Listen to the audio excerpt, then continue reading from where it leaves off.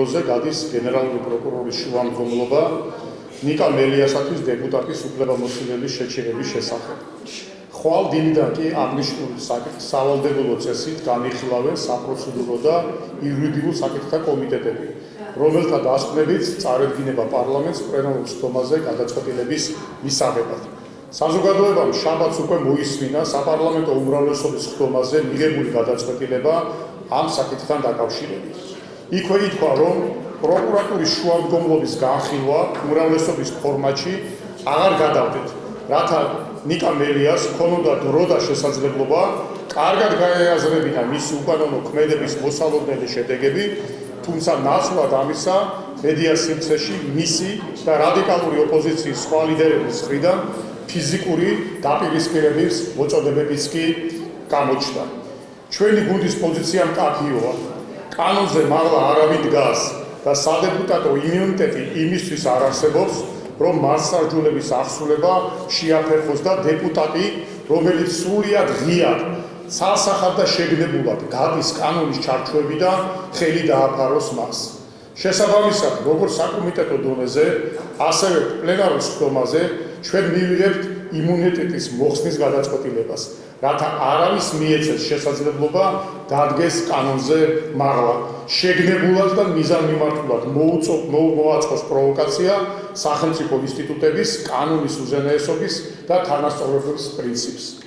ამის შემდეგ, მხოლოდ მისი გადასაწყვეტი იქნება დაემორჩილება კანონის მოთხოვნებს, გადაიხდის მისთვის დაწესებულ გირაოს თუ საკუთარი პროვოკაციული გადაწყვეტილებებით დაიმძიმებს აღკვეთის ღონისძიების პირობებს. საზოგადოება ნათლად ხედავს, რომ რადიკალური ოპოზიცია არავითარ სამართლებრივ, პოლიტიკურ თუ მორალურ არგუმენტებს არ აყენებს და არ გააჩნია ესეთი არგუმენტები. და აშკარა პროვოკაციის გასამართლებლად ერთადერთ სპეკულაციურ არგუმენტი, რის შემოთავაზებას მოახერხეს ნიკა მელიას გავრილობის პატიმრად გასახება გახლავთ.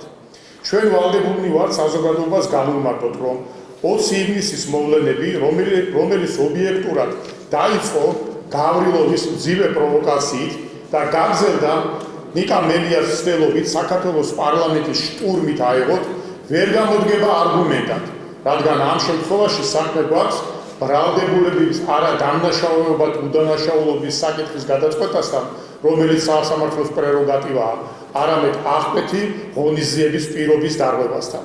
რადგან თავადვე ახსენებენ ამ საქმეს და მაინც ცდილობენ აქცენტი პარლამენტზე მიტანული შტურმის საქმეზე გადაიტანონ, რადიკალური ოპოზიციის წარმომადგენლებს შევახსენებთ, რომ ისინი არც თავიანთი თანაგუნდელების მიერ ხარდაჭერილი რეზოლუციით აღშფოთებულა, რომლითაც საქართველოს ბრალდებოდა აგვისტოს ომის დაწყება. არც მათი მმართველობის დროს და განსაკუთრებით 2008 წლის ოკუპაციის შემდეგ საქართველოს სტრატეგიული ობიექტების რუსეთზე გადაცემისას და არც მათ დაორგანიზებულ მიტინგზე, თავისუფლების მოედანზე, რუსულ ენაზე გაჟღერებული სიმღერაზე გვახსოვს პროტესტის ნიშნად სცენაზე ავარდნილი მათი რომელიმე ლიდერი. ამით ჩანს, რამდენად სპეკულაციური და ყალბია გავრილობის არგუმენტად შემოტანა კანონის ჩარჩოებიდან გასვლის ერთადერთ მიზეზად, როდესაც ამას ასახელებენ. და რაც ყველაზე მთავარია, ბრალდებულ ნიკანორ მელიას აღკვეთის ღონისძიების პირობების დარღვევის პირველი შემთხვევის გამო დღემდე შეფარდებული აქვს იგივე აღკვეთის ღონისძიება, გირაო და ამ დარღვევის მიუხედავად ჯერჯერობით მხოლოდ თანხის ოდენობაა გაზრდილი, რომლის გადახდის შემთხვევაში მას აღკვეთის ღონისძიება ვერ დაუმძიმდება. კიდევ უფრო მარტივად რომ ვთქვათ, ნიკანორ მელია თავად წყვეტს თავისუფლე აღკვეთის ღონისძიების დამძიმება არ დამძიმების ბედს და თუ ის კანონს დაემორჩილება, მისი დაპატიმრება თეორიულადაც შეუძლებელია. ყველაფერი დანარჩენი დარე სპეკულაციაა და ქვეყანაში არსებული არეულობის მოწყობის და საპროტესტო მუხტის აწევის უსუსური მცდელობა. საქართველოს პარლამენტი ვალდებულია უზრუნველყოს კანონის უზენაესობა და მისი ზედმიწევნით შესრულება ყველასთვის.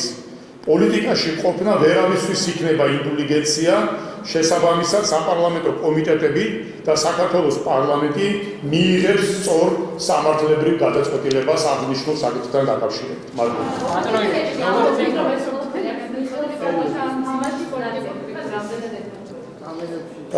მე გეტყვით, რომ რა დაამძიმებს პოლიტიკურ კრიზისს. ჩვენ გვაქვს საქმე ოპოზიციის მხრიდან პერმანენტული პოლიტიკური კრიზისის ხელოვნურად გამოწვევასთან. იმიტომ, როდესაც მათ დამარცხება იგებეს არჩევნებში და დაიწყეს პოლიტიკური კამპანია არჩევნები გაყავდა, აღმოჩნდა, რომ ეს კამპანია აბსოლუტურად უსაფუძვლო არის და კრიტიკას ვერ უძლებდა მათი ეს კამპანია ვერც ერთ დონეზე, ვერც საერთაშორისო დონეზე და ვერც ჩვენი ამორჩევლის აღქმაში არ იქნა ეს აღქმული, როგორც გაყალბებული არჩევნები. პირიქით, ჩვენ სიტუაციაში დასარკვევად მათ შევთავაზეთ დიალოგის ფორმატი და ამ დიალოგის ფორმატში ჩვენ მეგობარ უცხოელ ელჩებთან ერთად, ქვეყნის ელჩებთან ერთად შევთავაზეთ საგამოძიებო კომისიის შექმნა, რომელიც ყველა უბანს გამოწვით შეისწავლიდა და ყველა ვიდეოკადრს დაკვირვების კამერას გახსნიდა.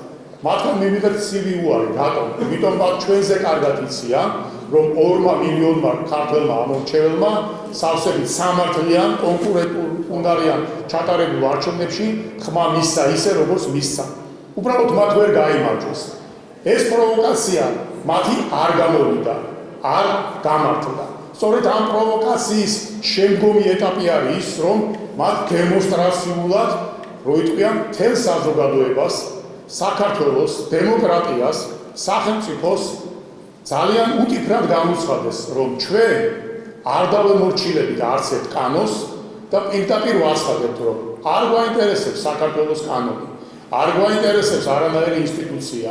აბა თუ ბიჭები ხართ დაიცავით კანონი. აბა თუ ბიჭები ხართ შეასრულეთ კანონის მოთხოვნები. ამიტომ ამ შემთხვევაში ეს არის სწორედ ის გზა ჩიხისკენ, საიდანაც ოპოზიცია მიემართება.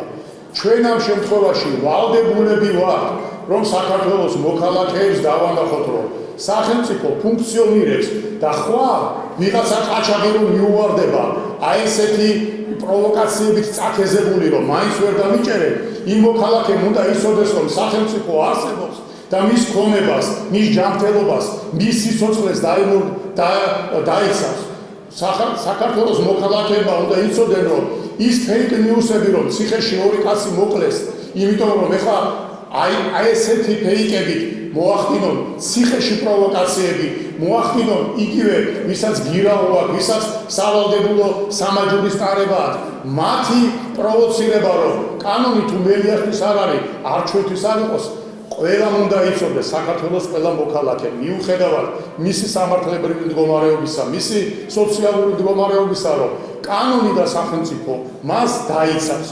ჩვენ თუ ეს გრძნობა მოვშალეთ მოსახლეობაში იმის გამო, რომ ნიკა მელია არის, ასე ვთქვათ, პოლიტიკოსი, რომელიც ყველაფერზე წამსვლელია და ამიტომ ხალხო იცით რა, ყველაფერზე წამსვლელია და მოდი კანონი არ ვაკანონოთ, მაშინ ყველანაირი კრიმინალი, ყველანაირი ქაოსის გამოწვევი ელემენტი წავა ყველაფერზე წამსვლელად.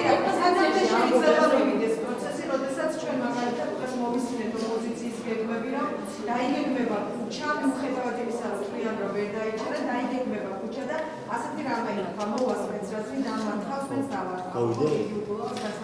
პროგნოზი როგორია თქვენ სადაბეჭდებით? ჩვენი პროგნოზი არის ძალიან მარტივი. ჩვენ ყველა ინსტიტუტმა თავისი მოვალეობა კანონის დაკისრებული უნდა შეასრულოს. ეს ერთი. მეორე, რაც შეეხება აი ამ განცხადებებს, რომელსაც რადიკალური ოპოზიცია აკეთებს, კიდევ ერთხელ ნათლად გვაჩვენებს ჩვენ, რომ გავრილოვის ღამეც კი მათთვის კიდევ ერთხელ იყო რუსეთის პროვოკაცია, როიტყვიან მაშველი რგოლი, რომ რამენაირად ამ პროვოკაციით მოეხდინათ ხელისუფლებაში შემოჭრა და ძალით აღება. ეხლა ჩვენ ხედავთ, რომ კანონის აღსრულება, რომელიც სხვათა შორის მათზეა დამოკიდებული, ამასაც იყენებენ კიდევ ერთხელ იმისთვის, რომ პროვოკაცია და ქვეყანაში არეულობა მოაწყო. ამიტომ ერთხელ და სამუდამოდ უნდა გავიგოთ და შევისმინოთ, რომ საქართველოს დამოუკიდებლობის 30 წლის თავზე, როცა ჩვენმა ქვეყანა უამრავი პროვოკაცია, უამრავი შიდა დაპირისპირება, რომელმაც სხვადასხვა დროს სავალალო მდგომარეობამდე მიგვიყანა, ეს აღარ შეიძლება გახდეს ქართული პოლიტიკის და დემოკრატიული განვითარების დღის წესრიგი და არ გავხდით ჩვენ ამას ამ დღის წესრიგად. რაც არ უნდა მათი პოზიცია იყოს, რომ ნებისმიერი გზით მოახდინონ ქვეყნის ინსტიტუტების, ასე ვთქვათ, დემონიზაცია. მიკროფონი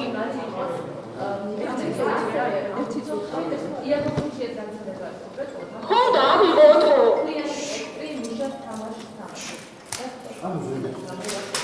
რა თქმა უნდა, ჩვენ ხედავთ ხომ, აი რა არის ყველაზე ასე თქვათ ამ შემთხვევაში ძილე ოპოზიციისათვის და განსაკუთრებით ოპოზიციის იმ ნაწილისათვის, რომელსაც ამორჩეველმა სხვათა შორის პირველად მოხდა ეს საქართველოს ისტორიაში, უბრალოდ მეორედ მოხდა, როდესაც ესეთი მრავალფეროვანი პარლამენტი მიიღო საქართველოს, სადაც აბსოლუტურად არა ორი პოლუსი იყო, არამედ შემოვიდა 7 ახალი პოლიტიკური მოთამაშე, რომელთაც მიეცათ საშუალება, რომ ალტერნატიული პოლიტიკური ცენტრი შეექმნათ, ალტერნატიული პოლიტიკური ცხოვრების დღის წესრიგი შემოეთავაზებინათ. მაგრამ ისინი მოხდნენ სამწუხაროდ სწორედ ნაციონალური მოძრაობის და მიხეილ სააკაშვილის ბულინგის ქვეშ. ეს არის მათი პოლიტიკური ტრაგედია ამ შემთხვევაში.